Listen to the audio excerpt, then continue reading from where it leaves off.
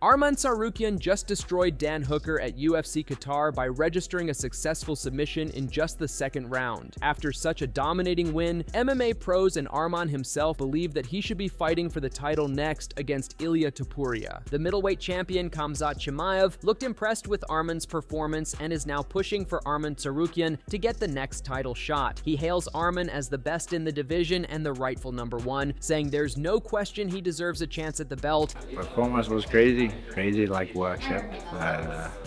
I knew it's gonna be finished, but I wanted to wait, so don't say that. But I went for it. I like we accepted, you know. So Arman is the best, so he's the #1. He's the champion. He's the athlete. So I believe this guy is one of the best fighters in the world. He has to fight for them. However, Sean O'Malley thinks the UFC will probably steer clear of booking Ilia Topuria against Arman Tsarukyan to protect Ilia's reign. He feels the promotion clearly favors Ilia as champion and isn't eager to see Arman take the belt. O'Malley adds that Arman is one of the rare fighters at 155 who could realistically beat Ilia. Arman is no fucking joke. Arman versus Ilia is an interesting matchup. I do not think the UFC will make Arman versus Ilia because I think they love Ilia as a champion. He's a great champion, and I don't think they really want Arman to become champion. He has a fucking legitimate chance at beating Ilia. I can't believe I said it. I think Ilia might knock him out, but if anyone has a chance of beating Arman at Ilia at 155, it's Arman, the Turkey Mound. Tsarukyan. On the other hand, Arman Tsarukyan believes he has done everything to get a title shot now, and if Ilia still doesn't fight him, then he is surely afraid and running from him. Arman wasted no time in calling out Ilia Topuria for a title fight in January after his win over Dan Hooker at UFC Qatar. He claims many fighters are avoiding the toughest challenge, particularly Ilia, and insists he is the rightful #1 contender. Arman urges the UFC not to arrange an easy matchup and makes it clear he is ready to sign a contract for early 2026. Arman Tsarukyan said, "Everybody's running, especially Ilia. There's just one #1 contender. It's Arman Tsarukyan. Don't make an easy fight. I'm ready. End of January. Just send me the contract." Arman Tsarukyan described his fight with Ilia Topuria as the biggest and most exciting matchup possible in any division. He accused Ilia of dodging the challenge and warned him to stop running, using the same nickname once more. Arman Tsarukyan said, "Me versus Ilia is the best fight to make across any division. No more running El Pato." Arman Tsarukyan challenges Ilia Topuria to step up or step aside. He points out that Ilia keeps dodging the tough matchups, but Arman isn't interested in taking the easy route. He makes it clear he's ready for a real fight and is the fighter who deserves this shot at the belt. Yeah, he said if you're gonna give me Arman, I'm gonna leave this title. So he should leave that title and give me anybody. I'm not gonna looking for easy fights. I can fight with anybody, and UFC knows I'm like open to anybody. And I don't know, he's trying to not call my name. He knows that the #1 and the real fighter, it's me.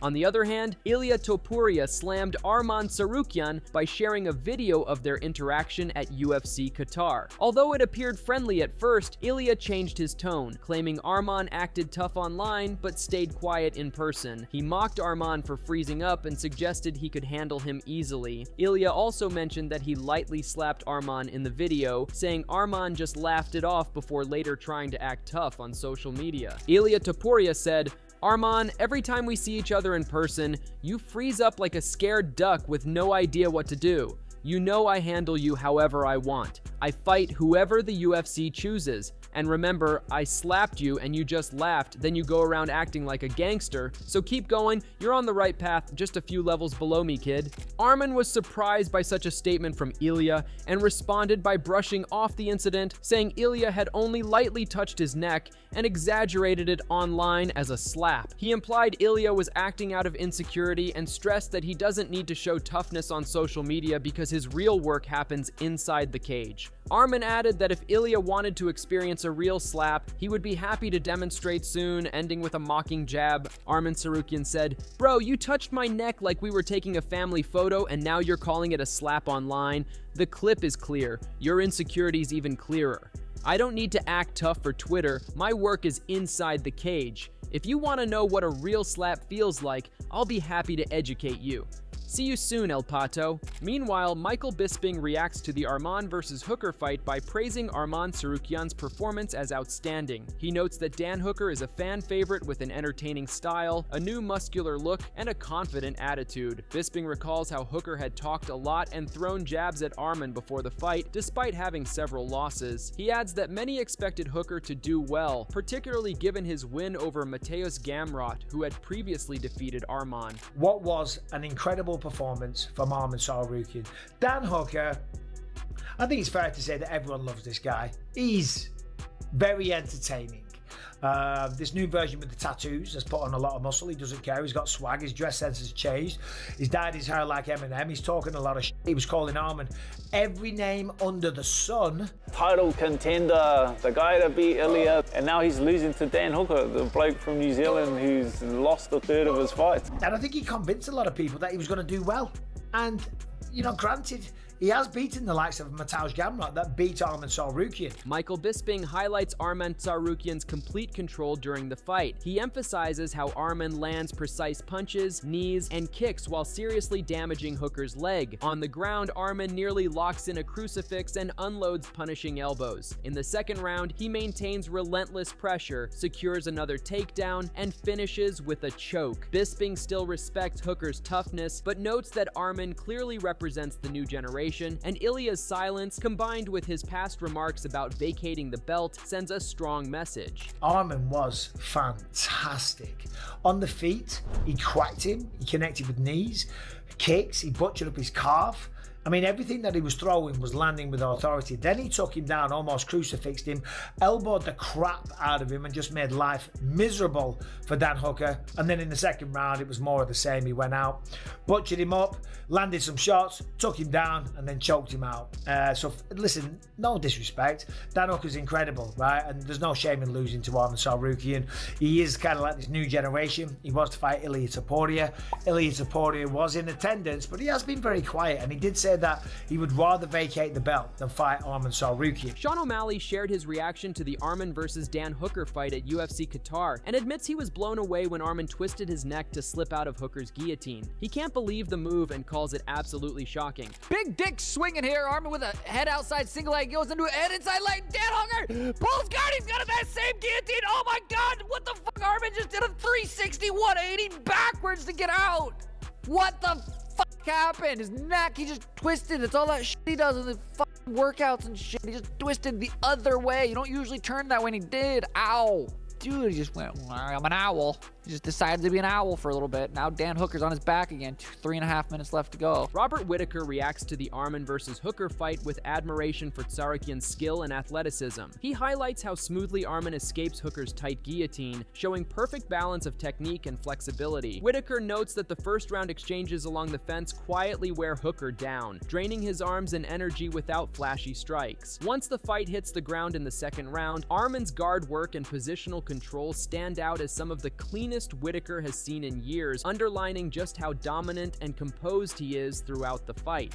Dan has a great guillotine, okay? And you could see, especially in the second round when he went for the guillotine, he was cinching it up.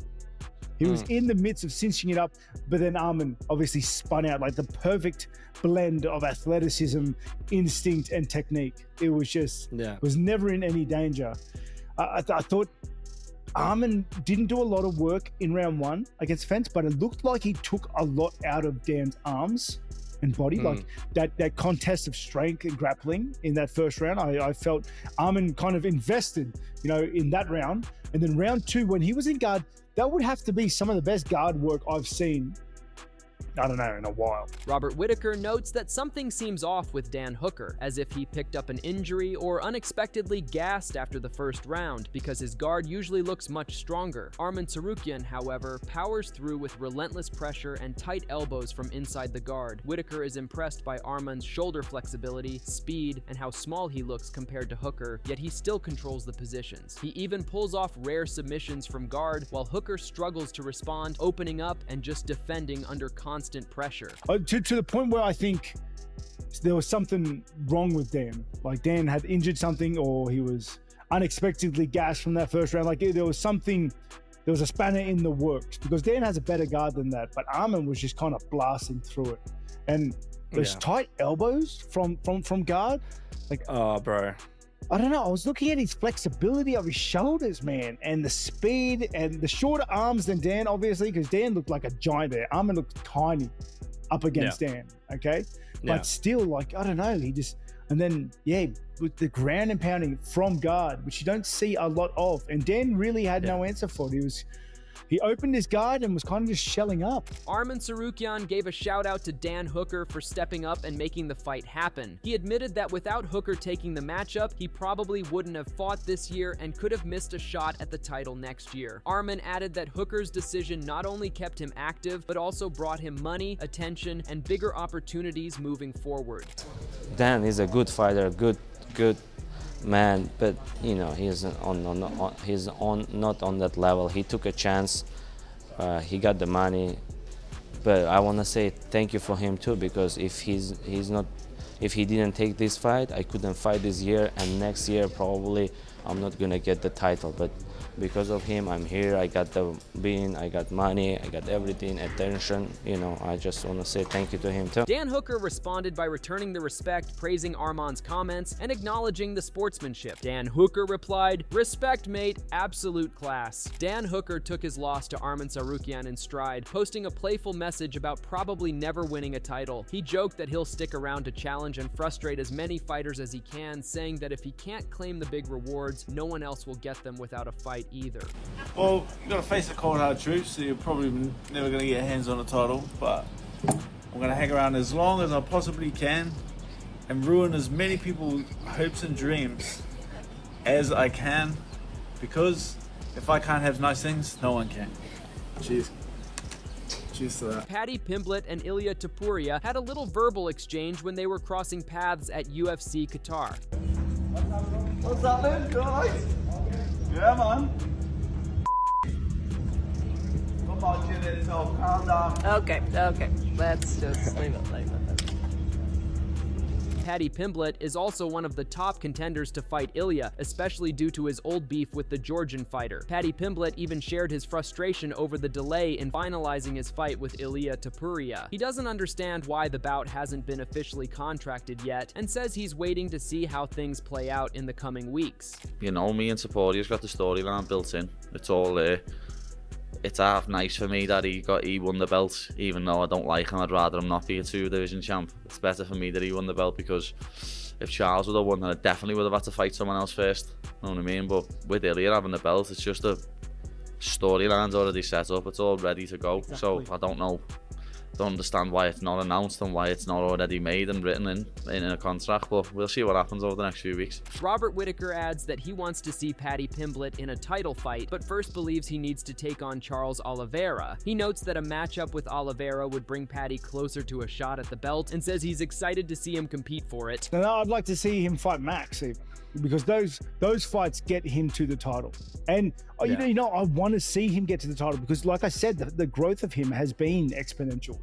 He's just that fight against Chandler, he dismantled him. And the fight before that, we saw that focus, that you know, they're zeroing in to what he's got to do. In my opinion, the more exciting out of all of them, like Oliveira and Paddy would be crazy, even against Holloway too. I don't know what you do, but it has to be Arman versus Ilia. I'd love to see Paddy Oliveira. Oh, it'd be so good, right? On the ground. That's a great fight. So that's all we have from today's video, and hopefully you enjoyed it. Share your thoughts on this fight in the comments section, and don't forget to like and subscribe to our channel for more interesting videos.